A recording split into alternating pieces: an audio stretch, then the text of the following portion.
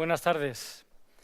Espero que estos últimos minutos sean casi tan útiles para ustedes como la información que acabamos de recibir sobre los autobuses. Este es mi compromiso aquí, intentar hacer algo de utilidad. Un pequeño matiz, soy catedrático de Comunicación Corporativa en la Universidad Pontificia de Salamanca. No es que importe mucho en este momento, pero sí para algunas de las ideas que quiero compartir con ustedes. Agradezco la oportunidad, Marina, de participar, intentaré contribuir a esa revolución. Yo también estoy aquí por la revolución, una revolución en la que tenemos demasiados problemas, demasiados riesgos. Estamos hablando, desde la óptica del protocolo, de la organización de eventos, que esta actividad, esta disciplina es tan importante que puede ocurrir que los directores de comunicación quieran gestionarla directamente. Pero desde el ámbito de la comunicación corporativa también estamos diciendo tanto, insistiendo tanto, en que la comunicación corporativa tiene una función estratégica, que el riesgo que tenemos es que los de arriba, los del equipo directivo, el presidente ejecutivo, entienda que es tan importante que no puede estar en manos de gente de comunicación. Bueno, esto que digo un poquito a tono de broma, en realidad es un riesgo que existe. Yo creo que tenemos el gran reto de conectar eventos con comunicación, con estrategia.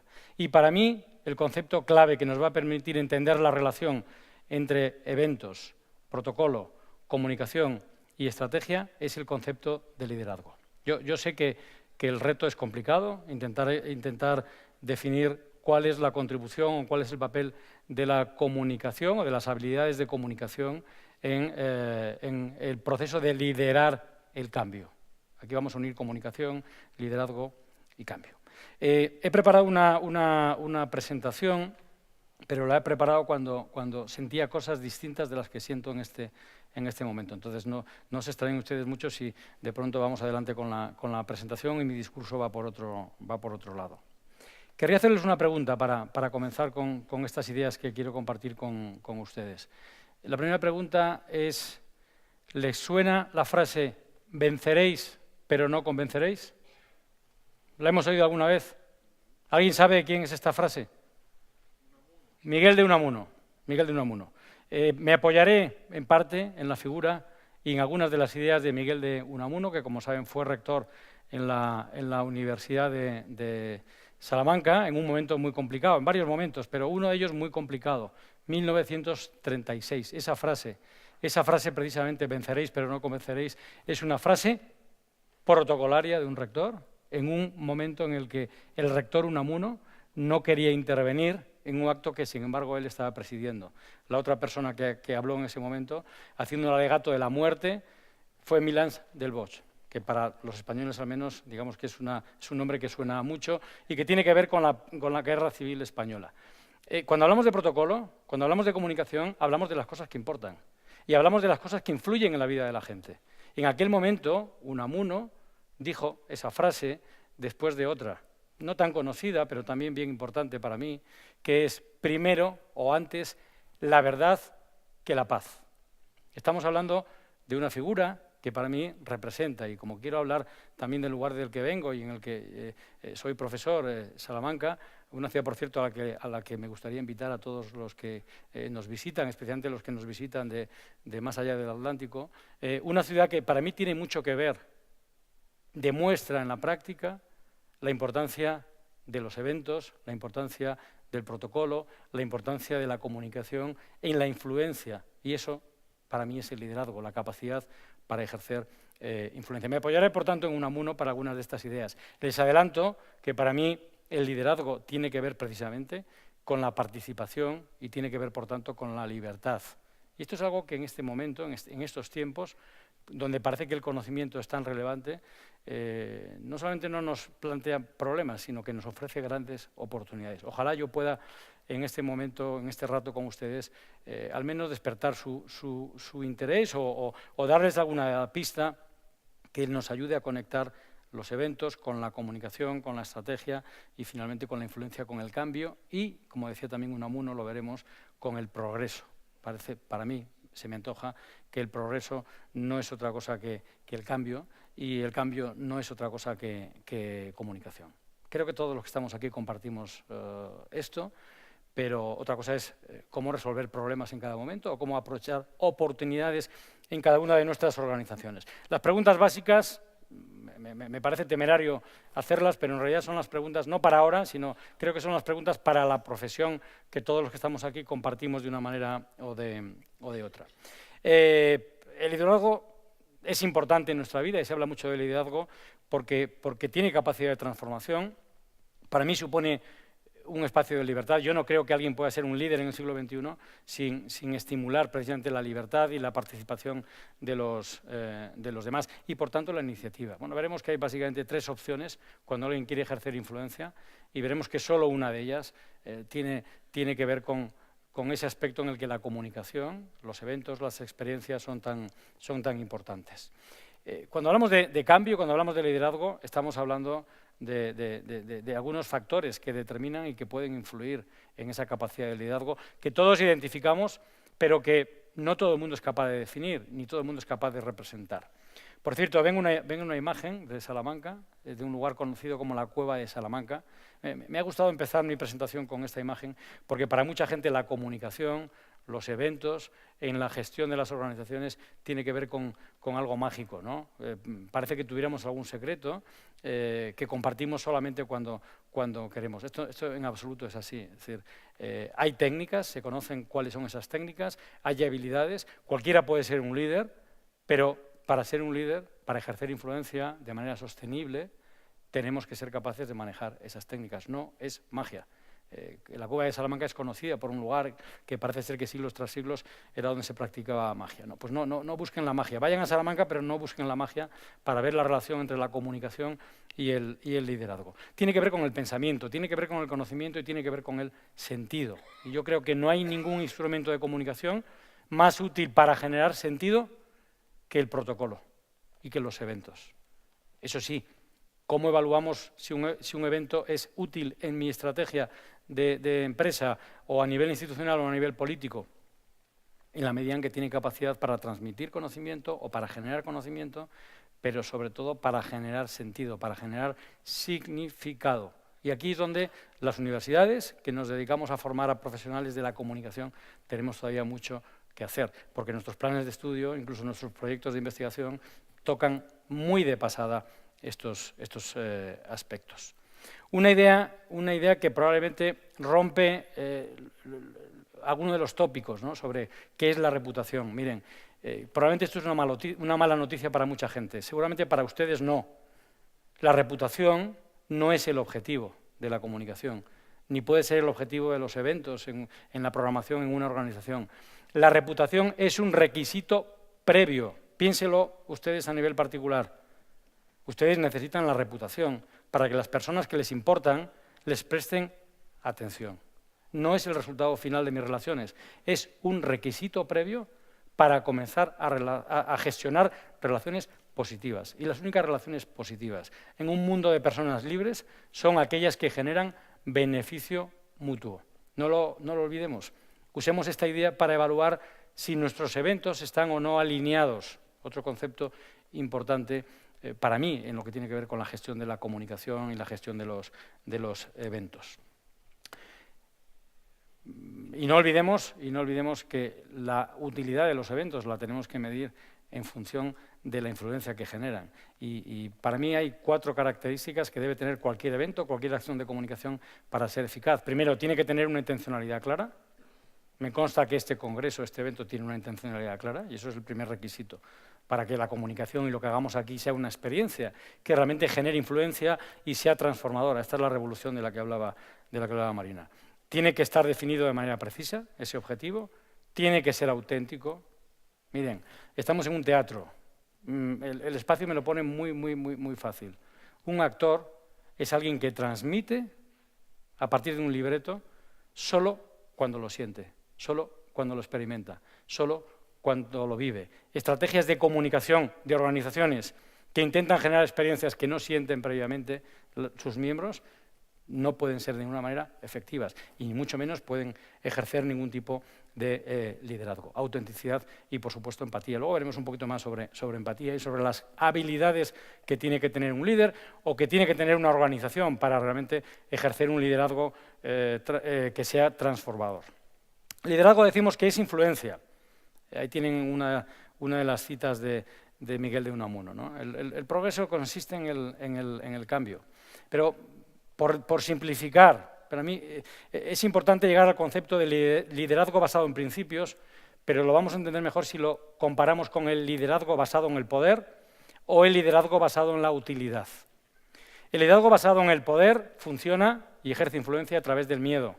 El liderazgo basado en la utilidad nos puede ayudar a un desempeño a nivel funcional, pero va a ser siempre algo que permite saber que si hago esto voy a conseguir lo otro. En realidad, ese tipo de liderazgo no tiene ninguna relación con la gestión del cambio. Lo tiene el que se basa precisamente en los principios.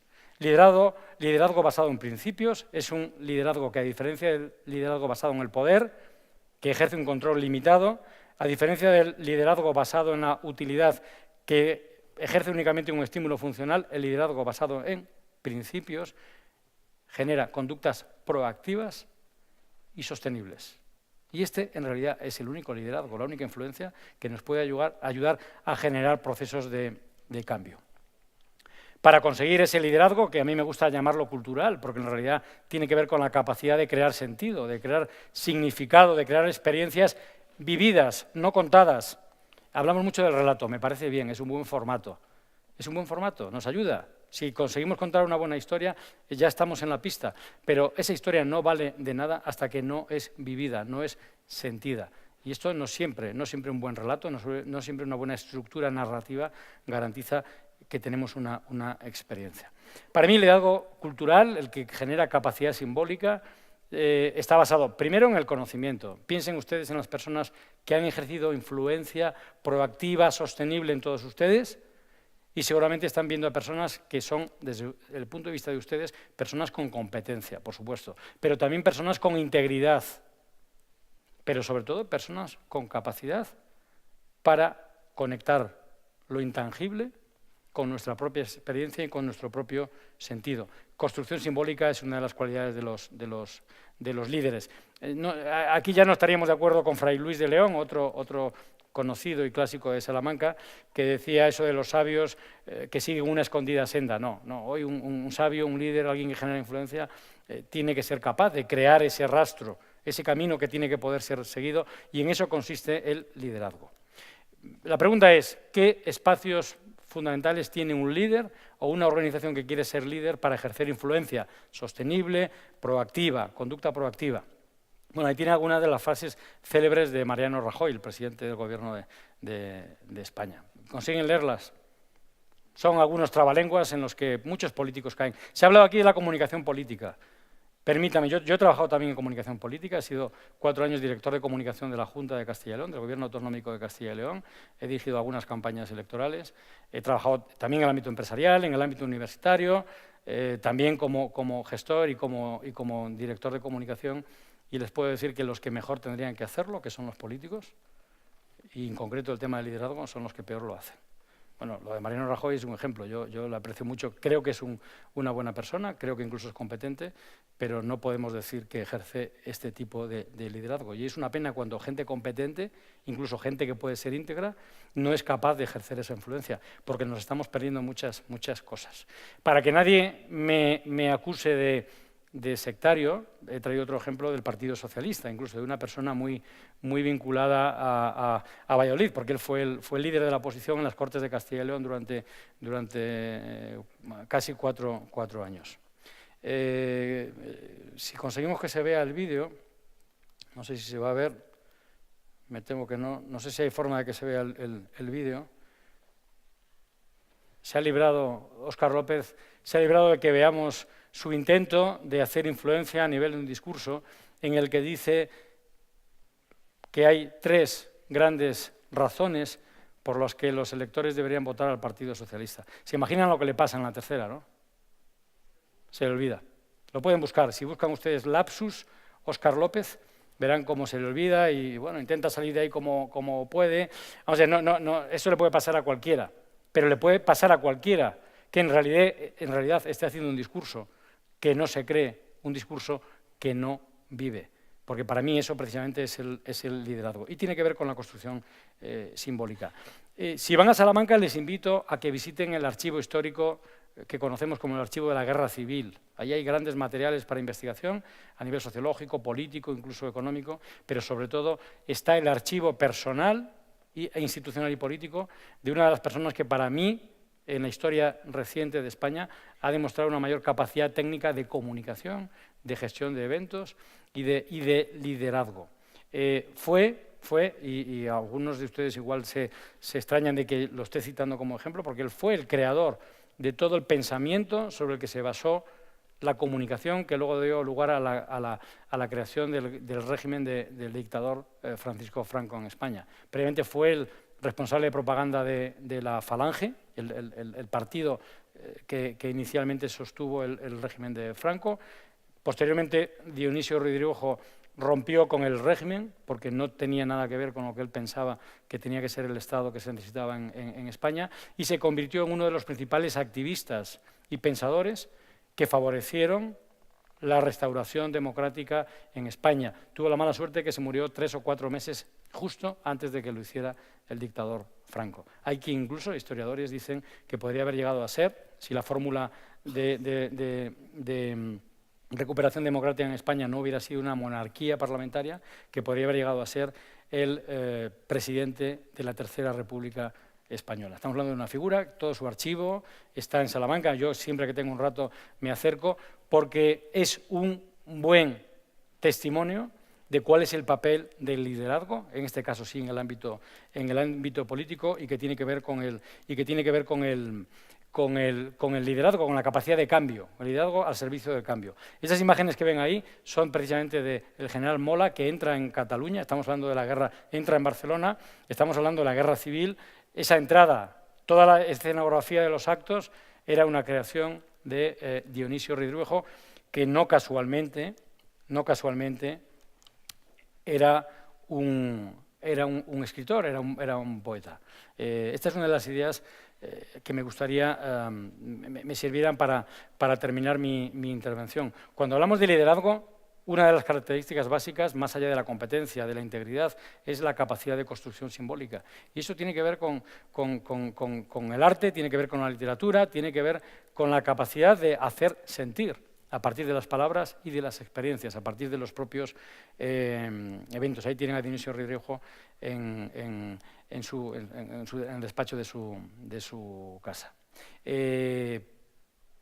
Si la pregunta es qué diferencia a las personas con liderazgo a través de los principios, liderazgo transformacional, liderazgo cultural, pues habría que decir que en realidad es su capacidad para generar alternativas de manera participativa. Estoy convencido de que esta revolución de la que hablaba Marina, que en el fondo es poner al servicio de la sociedad las herramientas de comunicación y herramientas tan importantes como son los eventos y como es el protocolo, que en muchos casos en realidad no estamos usando. Estoy dirigiendo una tesis doctoral sobre la comunicación estratégica y el protocolo universitario. Se pueden imaginar lo que estamos encontrando, ¿no?